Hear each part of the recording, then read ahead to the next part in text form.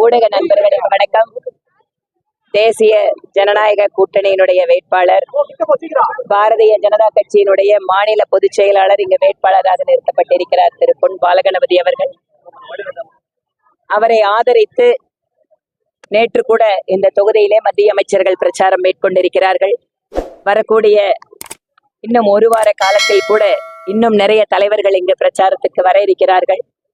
இங்கு முக்கியமாக இந்த தொகுதிக்கு நாங்கள் சொல்வதெல்லாம் அதிகமாக விவசாயிகள் இருக்கக்கூடிய பகுதி. இந்த பகுதியினுடைய வளர்ச்சிக்காக விவசாயம் சார்ந்த தொழில்களை முன்னெடுப்பதற்கு பிரதமர் மோடி அவர்களுடைய அரசாங்கத்திலே அத்தனை திட்டங்களையும் இந்த பகுதிக்கு கொண்டு வந்து சேர்ப்பதற்காக தாமரைக்கு வாக்களிக்க வேண்டும் என மக்களை கேட்டுக்கொண்டிருக்கிறோம். எங்கு சென்றாலும் மக்களுடைய வரவேற்பு என்பது எங்களுக்கு உற்சாகம் அளிக்கிறது.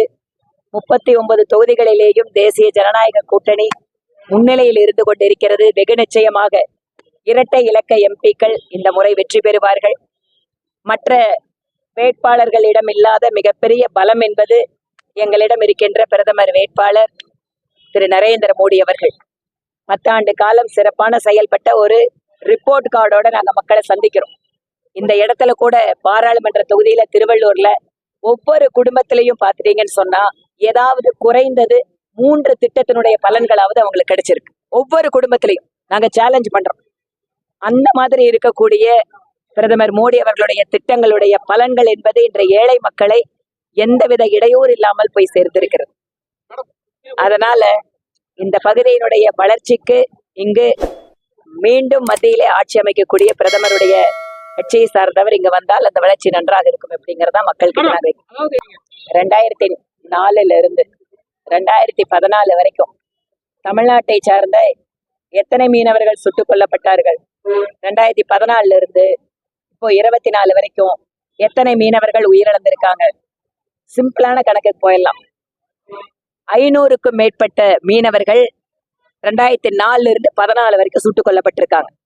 பிரதமர் மோடி ஆட்சிக்கு வந்ததுக்கு அப்புறம் என்ன நடந்திருக்கு? கச்சத்தீவு பிரச்சனையை ஏன் நாங்க இப்ப சொல்றோம்? மாநிலத்தினுடைய முதலமைச்சர் சொன்னாரு, எங்களுக்கு தெரியாம கச்சத்தீவை கொடுத்துட்டாங்க, காங்கிரஸ் எங்களை கேட்காம கொடுத்தாங்க, அன்னைக்கு பிரதமர் எங்க அப்பாவை கேட்காம கொடுத்துட்டாருன்னு. அதெல்லாம் இல்லைங்க. திமுகனாலே நீங்க போய் பேசி மக்களை ஏமாத்துறீங்கன்னு சொல்றதுக்காக பிரதமராக இருந்த இந்திரா காந்தி அம்மையார், முதலமைச்சராக இருந்த திரு கருணாநிதி அவர்களோடு கலந்து ஆலோசனை பண்ணனதுக்கு அப்புறம் தான் கொடுத்துருக்காங்கிறத நாங்க மக்கள் முன்னால வைக்கிறோங்க. இதெல்லாம் எங்கிருந்து எடுத்தீங்க? இதெல்லாம் எங்கிருந்து படிச்சீங்க? அதான் ஏதாவது வாட்ஸ்அப்ல ஏதாவது வந்ததுன்னா அதுக்கெல்லாம் நாங்க பதில் சொல்ல முடியுமா? எங்க இருக்க ஆதாரம்னு சொல்லுங்க, அதுக்கப்புறம் நாங்க பதில் சொல்றோம். என்னன்னா ஆதாரத்தை கொடுக்க சொல்லுங்க. சுப்பிரமணிய சாமி சொன்னார் அப்படின்னா நீங்க கேளுங்க. எங்க சொன்னவர்கிட்ட நீங்க தான் கேட்கணும். நாங்க அப்படி இல்லைங்கிறோம். சரி, ஓகே. மாநிலத்தோட முதலமைச்சர் சொல்றாரு பிஜேபி இல்ல, பிஜேபி கால் ஊன முடியாது. அப்ப ஏன் சட்டப்பேரவையில பிஜேபி உறுப்பினருக்கு பதில் சொல்றீங்க?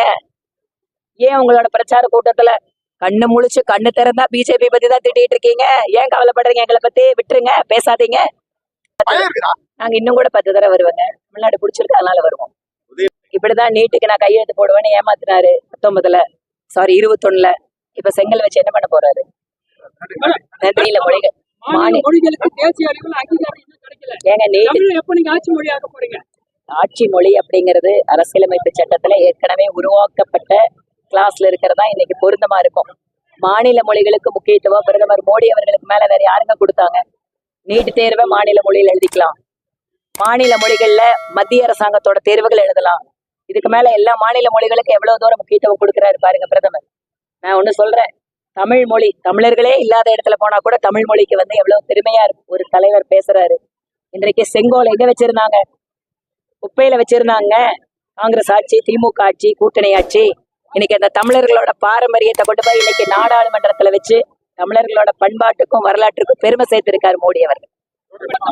வழக்காடு மொழிங்கிறது நீதிமன்றம் சார்ந்த விஷயம். நிச்சயமா அதுக்காக நாங்க குரல் கொடுப்போம்.